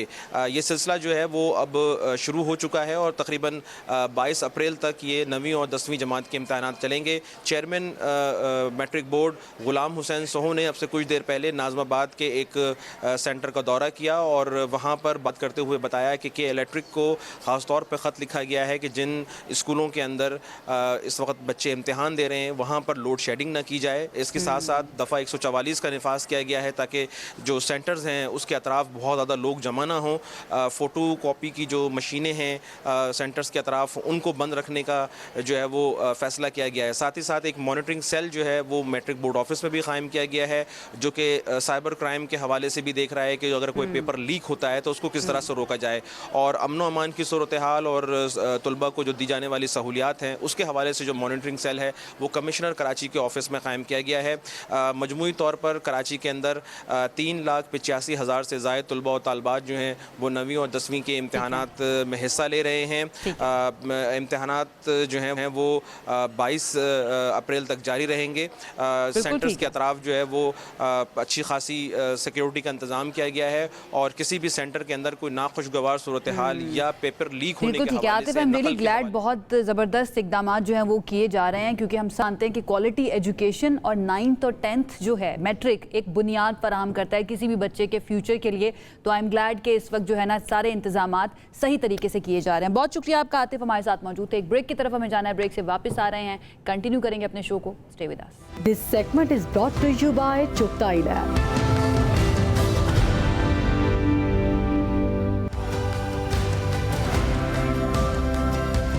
सेहत से आगे, नाम से ही हम कह सकते हैं सेल्फ एक्सप्लेनेटरी है कि हम आपकी सेहत के बारे में बात करने लगे। और मुज़म्मिल आपको याद है कि एक वक्त ऐसा भी था और अभी भी ऐसा होता है कि समटाइम्स जो हॉस्पिटल्स हैं वो इतने ओवरलोडेड ओवरबर्डन्ड हो जाते हैं कि एक डॉक्टर या एक वहाँ पर काम करने वाला प्रैक्टिशनर जो है ना वो सबको मुकम्मल तवज्जो नहीं दे पाता। अब इसका हल निकाला गया और वो ये है कि पेशेंट्स अपनी होम केयर अपने घर में बैठे हुए भी करवा सकते हैं। आपको अपने पेशेंट को ले जाकर वो जो लाइनों में खड़ा होना पड़ता है और उसके बाद इंतज़ार करना पड़ता है, हालांकि फौरी तौर पर उसको ज़रूरत होती है या तो कोई इंजेक्शन लगना है या कोई टेस्ट होना है या फिर डॉक्टर जो है ना उसको एनालाइज करे, उसको देखे, उसको ट्रीट करे। तो इसका एक हल जो है जनाब वो निकला कि पेशेंट्स होम केयर जो कि चुगताई लैब्स और जो पूरा उनका ग्रुप है उनकी तरफ से सामने आया है कि अगर आपका मरीज़ जो है वो अपने ही घर पर मौजूद हो, आरामदेह माहौल के अंदर उसको वो तमाम सहूलियात मिल जाएं जो किसी अस्पताल या क्लिनिक में दस्तयाब हैं, तो ये कितनी बड़ी आसानी हो सकती है। ख़ास तौर पर बुज़ुर्ग अफराद जो बहुत ज़्यादा चल नहीं सकते, बच्चे हो गए या फिर ऐसे मरीज़ जिनके लिए चलना जो है ना वो बहुत ज़्यादा मुश्किल हो जाता है। आज हम जानेंगे इस होम केयर के बारे में कि असल में ये है क्या, किन लोगों के लिए बहुत ज़्यादा फ़ायदेमंद है और इसके अंदर कौन कौन सी तिब्बी सहूलियात जो है वो शामिल होती है। हमारे साथ कौन मौजूद है? हमारे साथ औरदा आसिफ HOD हैं, home care Chughtai health care के अंदर होती हैं मैम, और इन्होंने हमें अपना कीमती टाइम निकाल के तो ज्वाइन किया है आज आप तक ये चीज़ें लेके आने के लिए कि ये तमाम चीज़ें जो आपको आयशा ने बताई हैं किस तरह से पॉसिबल हैं। तो सबसे पहले अस्सलाम वालेकुम ma'am, great to have you and I hope आपकी सुबह अच्छी स्टार्ट हुई होगी। होम केयर जो है वो क्या है, किन मरीजों के लिए है और होम केयर जो है वो किस तरह से फ़ायदेमंद है? होम केयर डिपार्टमेंट जो है वो चुगताई लैब ने इसका इनिशिएट आज से 8 साल पहले किया था। अनफॉर्चुनेटली पाकिस्तान में इस कॉन्सेप्ट को एक्सेप्ट करना इज़ वेरी डिफ़िकल्ट कि आपको घरों पे भी पेशेंट्स जो हैं हम आपके घरों पे जाके फैसिलिटेट कर सकते हैं, मैक्सिमम उनके डोर स्टेप पे आपकी चीज़ें हम ला सकते हैं।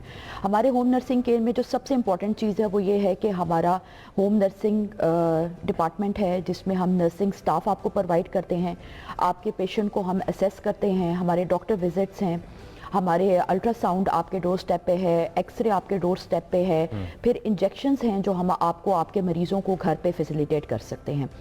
इसमें जो सबसे आसान तरीका है, हमने इसको बड़ा एक्सेसिबल बनाया हुआ है अपने लोगों के लिए कि आप हमारे यूएन नंबर पे कॉल करें, डिपार्टमेंट में आपकी कॉल ट्रांसफ़र हो जाती है, विद इन सेकेंड्स आपको रिस्पॉन्स आता है। हम इनिशली जो इन्फॉर्मेशन है ओवर द फ़ोन आपसे ले लेते हैं, उसके बाद फिर हम आपके साथ डॉक्टर विजिट शेड्यूल करते हैं और फिर हम आपको प्रॉपरली गाइड करते हैं कि आपके मरीज़ को इस टाइम किस चीज़ की ज़रूरत है। उसको होम नर्सिंग केयर की ज़रूरत है, उसको घर पे इंजेक्शंस की ज़रूरत है, डॉक्टर विजिट की ज़रूरत है, आपकी सबसे इंपॉर्टेंट होम सैम्पलिंग अगर आपने करानी है तो वो भी हम आपके डोर स्टेप पे आपको प्रोवाइड करते हैं। ठीक है। अच्छा, और ये भी बताइए कि और भी बहुत सारे प्लेटफॉर्म्स इस तरह के ऑनलाइन प्लेटफॉर्म्स की अगर मैं बात करूं जो फ़ोन्स के ऊपर सर्विसेज फराहम करते हैं या फिर ऐप्स के ऊपर सर्विसेज फराहम करते हैं, चुगताई हेल्थ केयर ये कितना डिफरेंट है उस तरह की सर्विसेज से? देखें, आप फ़ोन के ऊपर लोगों से, डॉक्टर से ज़रूर बात कर सकते हैं, लेकिन हम थोड़ा सा इसमें इस चीज़ को आगे लेके जाते हैं कि हम आपको गाइड करते हैं ओवर द फ़ोन। अगर आपका पेशेंट कोई प्रॉब्लम में है तो हम आपको गाइड करते हैं, फिर हम गाइड करने के साथ साथ आपको उसके सॉल्यूशंस भी बताते हैं। जैसे अगर आपका पेशेंट हॉस्पिटल के अंदर है और उसको नर्सिंग केयर की ज़रूरत है तो हम आपका पेशेंट विज़िट करके आपको एम्बुलेंस सर्विसेज प्रोवाइड करते हैं। आपका पेशेंट बहुत हिफाजत के साथ उसको फुल इक्विप्ड करके हम घर पे लेकर आते हैं। घर पे हम जो भी मरीज को जिस चीज़ की ज़रूरत होती है वो हम घर पे प्रोवाइड करते हैं आपके मरीज को शिफ्ट करने से पहले। ऐसे नहीं है कि हम आपको ओवर द फोन गाइड कर देते हैं और उसके आगे आपने क्या करना है आपको नहीं पता। हम स्टार्ट से लेकर एंड तक टोटल आपको गाइड करते हैं, फैमिलीज को गाइड करते हैं, उनको कंसल्ट करते हैं, उनको हम हर चीज़ बताते हैं कि आपके पेशेंट की इस टाइम ये कंडीशन है। हम अपनी एम्बुलेंस सर्विसेज जो है वो प्रोवाइड करेंगे। हम नर्सिंग स्टाफ की सुपरविजन में आपके पेशेंट को शिफ्ट करेंगे घर पे। घर पे आपको किन किन चीज़ों की ज़रूरत है वो भी हम सब कुछ प्रोवाइड करते हैं। जैसे मैं आपको एक मिसाल देती हूँ कि अगर आईसीयू में आपका पेशेंट है, आपका पेशेंट क्रिटिकल है और डॉक्टर ने कहा है कि जब आप इनको कंफर्ट केयर में ले जाएं और आप हमें कॉल करते हैं, आप हमारे यूएन नंबर पे कॉल करेंगे, हमारे डिपार्टमेंट डायरेक्टली आपको कांटेक्ट करेगा, हम पेशेंट विजिट करेंगे। हम उसके बाद फैमिली के साथ मिलकर हर चीज़ एक एक जो आपको बेड की ज़रूरत है, ऑक्सीजन कंसनट्रेटर की ज़रूरत है, ऑल द इमरजेंसी ड्रग्स हैं, डॉक्टर विजिट्स हैं, वो सब पूरा प्लान हम फैमिली को देते हैं और उसके बाद हम आपका पेशेंट शिफ्ट करते हैं हमारी चुगताई की एम्बुलेंस में। अच्छा, बीमारी की किसी भी स्टेज के ऊपर जो है कांटेक्ट किया जा सकता है इस सर्विस से, ये जो होम केयर सर्विस है, या फिर ये जो आपने बताया कि एक मर्तबा आपने डॉक्टर से बात कर ली है और डॉक्टर ने कह दिया है कि इसको आप कंफर्ट के अंदर अपने घर के अंदर ले जाएं, उसके बाद ही आप बेहतर तरीके से अपनी फैसिलिटीज़ दे सकते हैं? किस स्टेज के ऊपर कांटेक्ट करना चाहिए आपकी इस होम केयर सर्विसेज से? देखें, अगर आपका पेशेंट हॉस्पिटल के अंदर है तो डॉक्टर ही बता देते हैं फैमिलीज़ को कि अब आप इनको पेशेंट को आप घर पे शिफ्ट कर लें। आप पेशेंट किसी भी तरह का हो सकता है, हम हर तरह की केयर को फैसिलिटेट करते हैं। पेशेंट कहता है कि बाय पैप पे रहना है आपके पेशेंट ने, हम आपको बाय पैप के साथ पेशेंट को शिफ्ट करते हैं। आपका पेशेंट खुदा न खास्ता वेंटिलेटर पे है, हम उसकी सारी चीज़ें आपको प्रोवाइड करते हैं हम आपको उस तरह। अगर आपका पेशेंट डिमेंशिया का पेशेंट है आपका, तो हम उसको भी फैसिलिटेट करते हैं।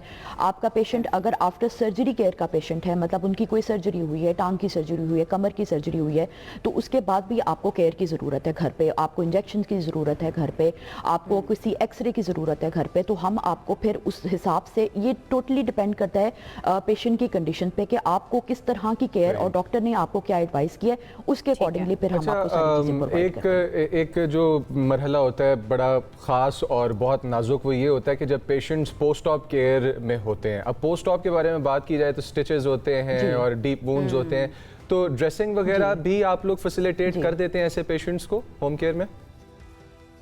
जी बिल्कुल, हमारे पास जो आफ्टर सर्जरी केयर के पेशेंट्स आते हैं वो बिल्कुल इसी कंडीशन के होते हैं कि उन्हें घर के ऊपर उनकी बैंडेज, उनकी ड्रेसिंग कितनी देर के बाद चेंज होनी है। तो हमारे जो एमओज होते हैं उनका रेगुलर विजिट हम अरेंज करते हैं घर के ऊपर। जब हम पेशेंट को शिफ्ट कर लेते हैं, फिर हमें पता होता है कि हमने इनकी 2 दिन के बाद हमने इनकी जो है ड्रेसिंग चेंज करनी है, 3 दिन के बाद करनी है, हमने स्टिचेस कैसे इनके आउट करने हैं, तो वो सारा कुछ ऑल द इक्विप्ड होता है। हमारे जो नर्सिंग स्टाफ होता है, हमारे डॉक्टर्स जो होते हैं, उनके पास सब कुछ मौजूद होता है और उसके अकॉर्डिंगली हम पेशेंट को लेके चलते हैं। अच्छा, वैसे माशाल्लाह आयशा बड़ी ज़बरदस्त और डिफरेंट सर्विस है कि सिर्फ ओपिनियन नहीं दे रहे, प्रैक्टिकली जाके चीज़ों को हेल्प करके दे रहे हैं। अच्छा मैम, थोड़ा सा बताएं पब्लिक ओपिनियन, ज़रा इसके बिजनेस साइड की तरफ आ जाएं। पब्लिक ओपिनियन आपकी इन तमाम सर्विसेज के बारे में क्या आपको मिलता है, क्या रिसीव होता है? देखें, शुरू में तो हमें काफ़ी प्रॉब्लम्स हुई थी, क्योंकि लोगों को इस बात के ऊपर यकीन दिलाना कि घर के ऊपर भी हम मरीज़ों को बहुत अच्छी तरह से डील कर सकते हैं, हम उनको उनके घर पे उनके कंफर्ट जोन के अंदर बहुत अच्छे तरीके से उनको डील कर सकते हैं। लेकिन अब इट्स बिन 8 years नाउ, और अल्लाह का शुक्र है कि लोगों को समझ आ गई है। हमने पिछले 8-16 में आई थिंक लाखों लोगों को फैसिलिटेट किया है लाहौर के अंदर, और जिन ने हमारी सर्विसेज ली होंगी, आई एम श्योर अगर वो देख रहे होंगे तो उन्हें पता है कि हमारी सर्विसेज किस तरह की सर्विसेज हैं और हम किस एक्सट्रीम पे जाके आपके पेशेंट को डील करते हैं। इसमें हमारा जो सबसे जो अच्छी चीज़ है हमारी इस चुगताई होम केयर के अंदर, कि आपने हमारे यूएन नंबर पे कॉल किए और विद इन सेकेंड्स जो है वो उसके आपको रिस्पांस आना शुरू हो जाता है, और फिर हम आपको गाइड करते हैं। हमारा जो डॉक्टर का विजिट होता है उसमें सबसे इंपॉर्टेंट चीज़ ये होती है कि हम आपको प्रॉपर गाइड करते हैं आपको नर्सिंग केयर की किस लेवल के नर्सिंग केयर की जरूरत है। इम्पोर्टेंट एस्पेक्ट जो है ना, मुझे लगता है इस पूरी कॉन्वर्सेशन का, बहुत अच्छी सर्विस है, नो डाउट अबाउट इट, लेकिन इज़ इट अफोर्डेबल और नॉट? क्योंकि हमारी आबादी को अगर हम देखें, अपने लोगों को हम देखें, तो हमें मिडिल क्लास और लोअर मिडिल क्लास तबका जो है वो बहुत बड़ी तादाद में, एक बड़ी परसेंटेज नज़र आती है जो चाहते हैं इस सर्विस से फ़ायदा उठाना, but because of the money constraint वो नहीं कर पाते।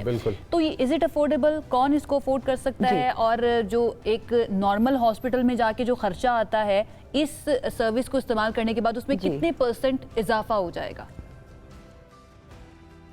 देखें, इसमें मैं आपको बताऊं, इसमें हम बहुत अपनी पूरी कोशिश करते हैं पेशेंट को असेस करके कि हम आपको मिनिमम जो है वो चार्जेस के ऊपर आपको लेके आएँ।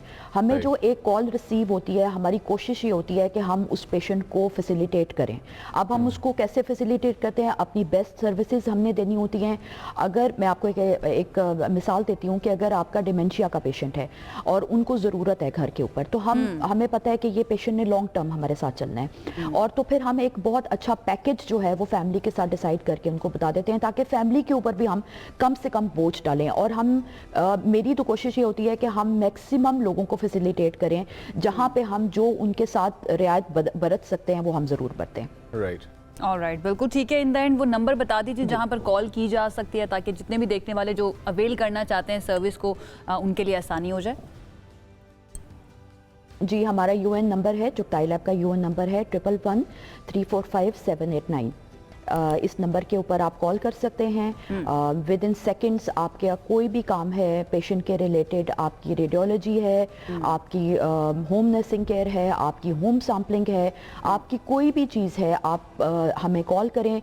डिपार्टमेंट आपको विद इन सेकेंड्स आपको कॉल आपकी ट्रांसफ़र की जाएगी कॉल, और आपको जो है वो अपॉइंटमेंट के साथ फैसिलिटेट किया जाएगा। बिल्कुल ठीक है, थैंक यू सो मच औरदा हमें ज्वाइन करने के लिए। औरदा आसिफ साहिबा हमारे साथ मौजूद। Happy to be the carrier of this news. कितने ज़्यादा लोगों को इससे फ़ायदा हो सकता है अगर आप अफोर्ड कर सकते हैं। और अच्छी बात यह मुजम्मिल कि कस्टमाइज किया जा सकता है, पैकेज बनवाया जा सकता है, ताकि कम से कम जो है ना खर्चा आए या फैमिली के ऊपर बर्डन आए, जो कि बहुत अच्छी सर्विस है। इन्होंने बात की है कि टूल्स इनके पास सारे हैं, मेडिकल ऑफिसर्स आके पोस्ट ऑप केयर भी देंगे, स्टिचेस भी निकाल देंगे, आपके डिमेंशिया जैसे लॉन्ग टर्म पेशेंट्स को भी साथ लेके चलेंगे। Quite the service that they are providing. एक ब्रेक की तरफ जाते हैं जी, ब्रेक से वापस आएंगे, stay with us. This segment is brought to you by Chugtai Lab. Break के बाद आपको खुशामदीद कहते हैं। बहुत ही ज़बरदस्त किस्म के मैचेस कहना चाहिए या नहीं कहना चाहिए, I don't know, Pakistan super league के अंदर चल रहे हैं। वाई? बिकॉज बहुत ही लो स्कोरिंग मैचेस हो रहे हैं। अभी मैं देख रही थी इस्लामाबाद यूनाइटेड और लाहौर कलंदर, जो बहुत ही लो स्कोरिंग मैच था। एंड देन कराची की अगर हम बात करें, कराची की तरफ से सिर्फ 87 और पेशावर ज़ल्मी जीती है 246 रन बना के। Now I don't know what is happening and क्यों अचानक से जो कराची किंग्स जो टेबल के टॉप पर था पिंड है लाहौर, मेरा पिंड, आपके पिंड ने सिर्फ 100 रन किए। It's okay. चले, इस्लामाबाद यूनाइटेड भी तो 104 रन से जीत गया ना। हम जरा चलते हैं, हमारे साथ इस वक्त मौजूद हैं अब्दुल रऊफ साहब हमारे साथ मौजूद है, फॉर्मर क्रिकेटर हैं। उनसे जानते हैं कि क्या सिचुएशन है और वो किस तरह से एनालाइज कर रहे हैं सारी सिचुएशन को। अब्दुल रऊफ साहब, थैंक यू सो मच हमें ज्वाइन करने के लिए। सबसे पहले तो ये जो लो स्कोरिंग मैचेस अभी हमें नज़र आ रहे हैं, इसका रीज़न क्या है कि इनकी तवज्जो भी किसी और तरफ है क्या? जिस तरह से पूरे पाकिस्तान की या दुनिया की तवज्जो जंग की तरफ है, इनकी तवज्जो भी उस तरफ लग रही है, इंटरेस्ट नज़र नहीं आ रहा रन्स बनाने में। देखिए, मेरा ख्याल है कि थोड़ा सा शिफ्ट हुआ है, क्योंकि पहले PSL के मैचेस हो रहे थे लाहौर में, वहाँ पे फ्लैट पिचेस थी, जो कंडीशन थी ओवरकास्ट थी, जिसकी वजह से काफ़ी ज़्यादा हेल्प आउट हो रही थी बैट्समैन को और लंबे लंबे स्कोर नज़र आ रहे थे। मगर अब जैसे ही PSL शिफ्ट हुआ कराची, तो कराची हम जानते हैं कि वो जो पिचेज हैं वो इतनी ज़्यादा बिल्कुल फ्रेश तैयार की गई हैं और उस पर थोड़ा सा बॉल रुक गया था, मॉइस्चर का भी आंसर था क्योंकि बारिशें वगैरह वहाँ पे होती रही हैं, तो उसमें फिर जो हमारे जो प्लेयर्स हैं उनको एडजस्ट करना थोड़ा सा मुश्किल आ रहा है। इसी वजह से आपने देखा कि लाहौर कलंदर की टीम सिर्फ 100 रन पे आउट होगी और बड़े आसानी से उसको चेज किया। फिर थोड़ी सी दूसरी पिच जो है वो चेंज हुई है, तो उसमें एक बड़ा टोटल आपको नजर आया। तो मगर इशू ये है कि जो हमारी दो बड़ी टीमें हैं लाहौर कलंदर और कराची, उन्होंने जैसे ही PSL शिफ्ट हुआ कराची में, तो उनकी जो परफॉर्मेंस है वो बहुत ज्यादा गैर मयारी होती जा रही है, उसमें बहुत ज्यादा डिक्लाइन आया है। तो ये थोड़ा सा इस PSL के लिए मेरा ख्याल है कि थोड़ा सा क्या लग रही है मुश्किल चीज है। बाकी टीमें अगर अच्छा परफॉर्म कर रही हैं, वो जो लाहौर में भी सही परफॉर्म कर रही थी, वहां जाकर भी उनकी परफॉर्मेंस में कमी नहीं आई, तो कराची और लाहौर के अंदर आपको क्या तब्दीली महसूस होती है? देखिए, जो लाहौर ने बेसिकली किया वो एक तो उनकी सिलेक्शन ठीक नहीं थी, क्योंकि जब आप कराची में जाके खेलती हैं तो वहाँ पे स्पिन डोमिनेट पिचेस होती हैं, तो आपकी टीम में डेफिनेट स्पिनर्स होने चाहिए। तो वो सेम स्ट्रेटजी के साथ खेले जिसके साथ वो लाहौर में खेले थे, 4 फास्ट बॉलर के साथ खेले और एक जो स्पिनर है वो भी पार्ट टाइम थे सिकंदर रजा उनके साथ, जबकि 2 जो मेजर स्पिनर्स थे उसामा मीर और उसके बाद वेला लागे, वो उन्होंने बेंच पे ही उठा के रखा। तो इसमें क्लियरली जो आप स्ट्रेटजी का है उसका फुकदान नजर आया। मगर जो कराची की टीम है, तो कराची ने तो मेरा ख्याल है कि जब आप क्रिकेट को इस तरीके से लेंगे नॉन सीरियस तरीके से, तो उसको रिजल्ट आपको भुगतने पड़ेंगे। 2-3 दिन उन्होंने रेस्ट दी प्लेयर्स को, ऑस्ट्रेलिया वापस चले गए। इसके लिए इस तरह के मैचेस जो हैं ये जरा डेट्रीमेंटल साबित हो सकते हैं, थोड़े डैमेजिंग साबित हो सकते हैं फ्रेंचाइज के लिए। बिल्कुल, आप देखिए रिजल्ट आपके सामने आया, जिस तरीके से कराची डोमिनेट कर रहा था, टॉप पे था, तो फिर अभी जैसे ही वो एक दरमियान में रेस्ट आके दोबारा कल मैच वो खेले, उनकी बॉडी लैंग्वेज बहुत ज्यादा पुअर थी, वो लग ही नहीं रहा था कि एक टीम खेल रही है, ना उनके पास कोई स्ट्रेटजी थी, ना कोई प्लान थी, ना उनका कोई फील्डिंग अच्छी की है, उन्होंने बेशुमार कैचेस ड्रॉप किए हैं और उसके बाद जो बैटिंग उन्होंने की है, यानी कि 246 एक टीम कर रही है और आप 87 पे आउट हो रहे हैं, तो ये एक बहुत ज्यादा डैमेजिंग होगा अगर इसको रिकवर ना। अच्छा, मैं एज ए क्रिकेटर आपका रिव्यू एक और बात पे लेना चाहता हूँ। मैचेस मैं तो तब देखूँ ना जब मुझे क्राउड पागल होता हुआ नजर आए अपनी सीट्स में, जी छक्के लग रहे हैं, चौके लग रहे हैं और लोग जो है वो बैनर्स हाथों में उठा के खड़े हुए हैं खाली स्टेडियम से, माना सिक्योरिटी रीजंस की वजह से और बहुत सारे ऐसे इश्यूज हैं जिनकी वजह से कराया जा रहा है, but I think it is the lack of participation of the crowd. Physical वहाँ पे प्रेजेंस नहीं है उनकी और मैचेस ढीले हो रहे हैं, आपको नहीं लगता? बिल्कुल, जब आपका जो क्राउड ही नहीं होगा तो फिर उसके बाद इतना ज्यादा एंटरटेनमेंट वहाँ पे नहीं रहेगी, आवाम की रहेगी ना प्लेयर्स की रहेगी, क्योंकि प्लेयर्स के सामने तो एक स्टेज पे एज ए जो आर्टिस्ट उन्होंने अपने फन का मुजाहरा करना होता है और जब तक वहाँ पे ऑडियंस नहीं होंगे तो उसमें वो चार्म आपको नजर नहीं होएगा। इसी तरह जब आप टीवी पे मैच देख रहे होते हैं तो वो भी बगैर ऑडियंस के वो आपको खोखला नजर आता है। मगर इसमें हम जो जियोग्राफिकल जो हमारी खिते की सूरत हाल है और जो कंडीशन है उसमें हम इतना फिर कुछ उसमें कर नहीं सकते, क्योंकि इसी तरीके से हमको ये जो विंडो थी हमारी, यानी कि आपके कहने का मतलब ये है कि अभी जो आपके लगे जूनियर क्रिकेटर्स उनको प्रेशर में डाला जाए, उनको जो है थोड़ा सा जरा जो है ना ज़हनी तौर पे दबाव में डाला जाए कि वो प्रेशर में और परफॉर्म करें। देखिए, जूनियर क्रिकेटर्स पे हमारे जहाँ पे मीडिया, सोशल मीडिया और आगे पीछे बहुत ज़्यादा आवाज़ें आती हैं जी कि उसको टीम में ले लें, उसको टीम ले लें, उससे पाकिस्तान का आगे जाके नुकसान होता है। तो मेरा यही है कि जब तक ये जूनियर इनको 3-4 साल पाकिस्तान के डोमेस्टिक क्रिकेट में इनको खपाया ना जाए, वहाँ पे इसे परफॉर्म ना करवाई जाए। अभी देखिए कि जैसे ही गेयर शिफ्ट हुआ लाहौर से कराची, तो आपके जूनियर्स की परफॉर्मेंस वो नजर नहीं आ रही। तो जब एक क्रिकेटर कंप्लीट नहीं होता, उसको पहले ही पाकिस्तान की टीम में इंटरनेशनल कैप आप दे देते हैं, तो फिर आगे जाके पाकिस्तान की टीम सफर करती है। तो उनको प्रेशर में डालें और उनको जब वो बिल्कुल मैच्योर होकर वहाँ से निकलें तो फिर डेफिनेट आप उनको पाकिस्तान टीम में टेस्ट एंड ट्राई कर सकते हैं। बिल्कुल, ऐसी डाइवर्स कंडीशंस और डाइवर्स पिचेस के ऊपर खिलाकर ही पता चलता है कि कौन कितना ज़्यादा हार्ड एंड हो चुका है। अच्छा, बाबर की परफॉर्मेंस के ऊपर भी आज थोड़ी सी बात कर लेते हैं, क्योंकि बाबर पे बहुत ज़्यादा तनकीद भी की जाती है। क्यों? क्योंकि हम तवक्कुआत उनसे बहुत ज़्यादा करते हैं, but he played well, 87 run and then जो उनकी एक पार्टनरशिप बनी कुशाल मेंडिस के साथ 109 रन की। What do you think about it? देखिए, इस पे जो एक्सपर्ट है आप बहुत ज्यादा उनकी तारीफ करना शुरू हो गए, मगर मैं थोड़ा सा दूसरे तरीके से देखता हूँ जो क्रिकेट की उनके प्रॉब्लम्स हैं उसको, और वो अभी तक उसी फेज में है। जिस तरह के वो शफलिंग कर रहे थे पास्ट में, वो चीज़ उनकी अभी भी नजर नहीं आ रही। ये देखें कि ये जो लीग गेम्स होती हैं इसमें आप खेलते चले जाते हैं तो एक आध मैच में आप स्कोर कर देते हैं। इसी तरह हमारे जो बॉलर्स हैं, आप देखें शादाब खान है, वो भी एक मैच में परफॉर्म करते हैं, फिर 2-3 मैचेस में नीचे चले जाते हैं। फिर इसी तरह शाहीन अफरीदी, हारिस रऊफ, इनकी परफॉर्मेंस है।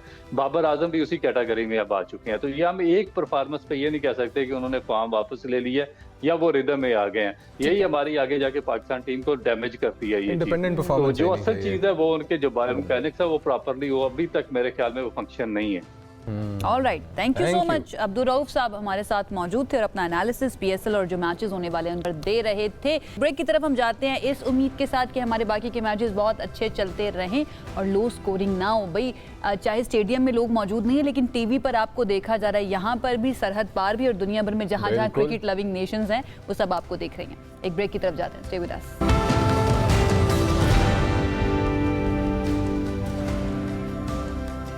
ब्रेक के बाद आपको खुशामदीद कहते हैं। बहुत ही इंपॉर्टेंट दिन है पाकिस्तान के लिए, हम सब के लिए। क्यों? क्योंकि सबकी नज़रें लगी हुई हैं वफाकी दारुल हुकूमत इस्लामाबाद के ऊपर। यहाँ पर बहुत अहम मुज़ाकरात शुरू होने जा रहे हैं। कोशिश करेंगे इसके ऊपर मज़ीद एनालिसिस आपके सामने रखें, but at the same time दुनिया का कारोबार जो है ना वो साथ साथ चलता रहेगा। बहुत सारे लोग हमें घर बैठ कर भी देख रहे हैं, बहुत सारे लोगों के ऑफिस जैसे कि हम लोग अभी भी ऑन हैं।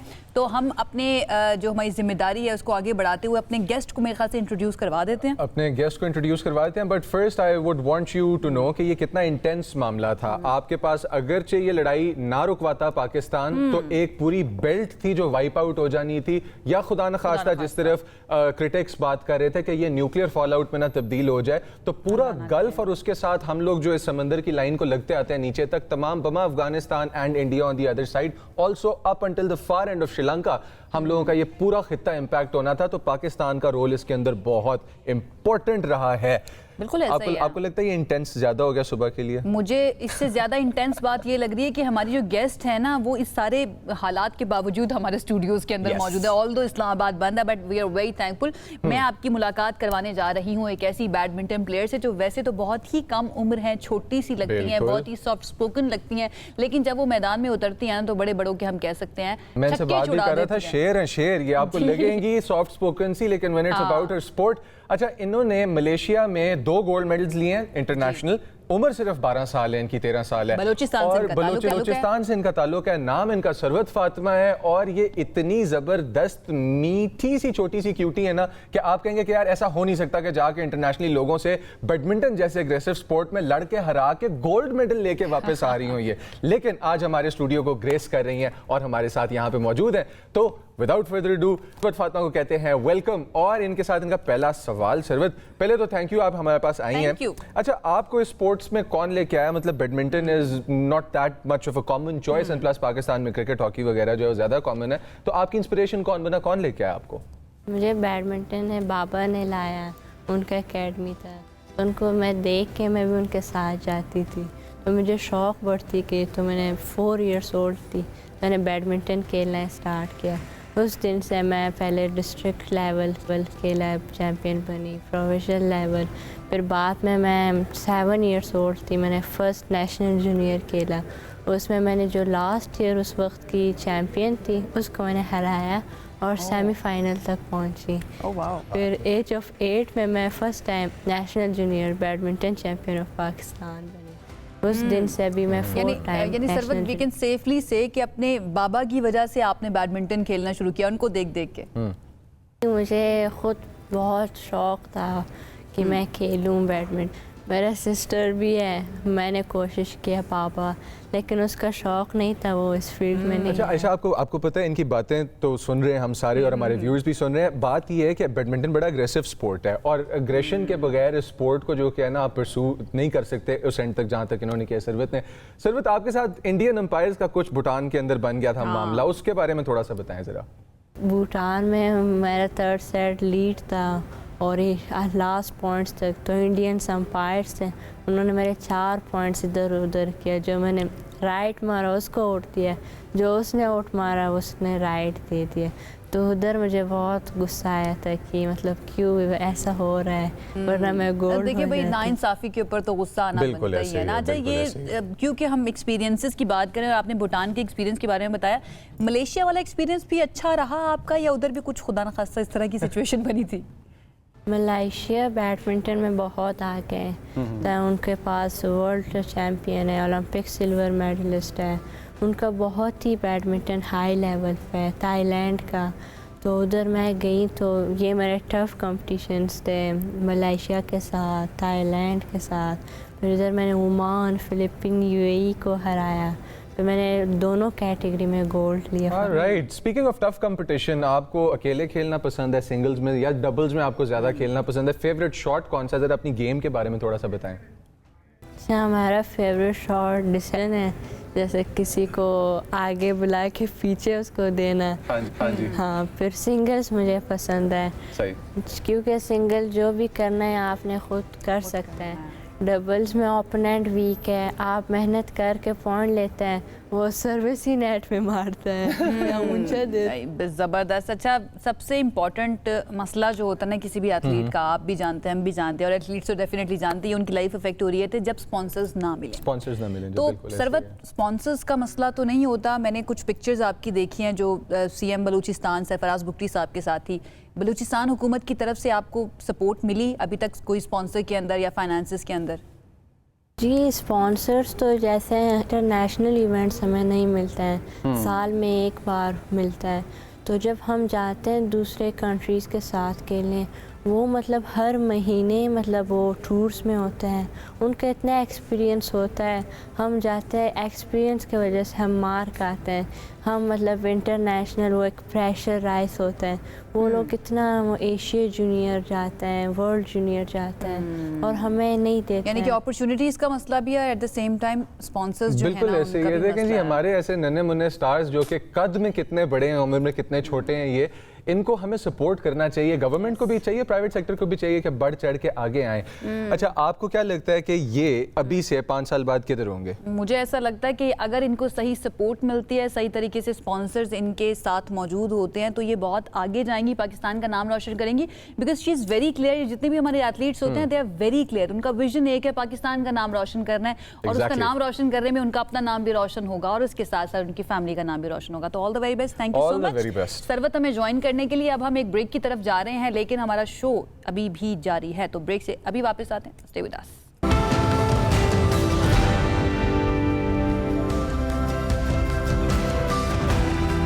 जी, वेलकम बैक। और हम लोग क्योंकि फॉरवर्ड लोग हैं, हम लोग फ्रंट फुट पे रहते हैं इस दुनिया के अंदर, business, science, technology, education, health, हर डिपार्टमेंट में, और जहाँ पे हम लैग करते हैं वहाँ हमारी पूरी कोशिश होती है कि अपने उस लैग को, अपनी उस गलती को माने, करेक्ट करें और आगे चलें।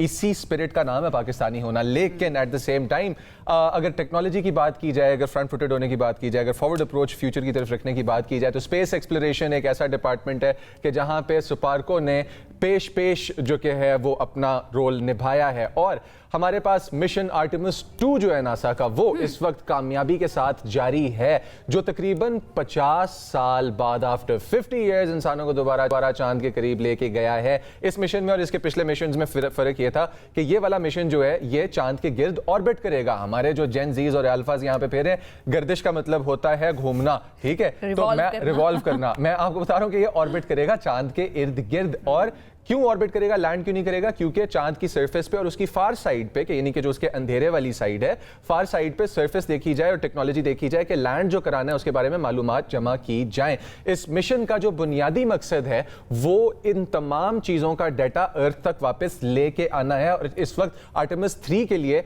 जो मिशन का डाटा इकट्ठा होगा वो यूज़ किया जाएगा कि ताकि इंसानों को चांद की फार साइड पे सक्सेसफुली लैंड कराया जाए।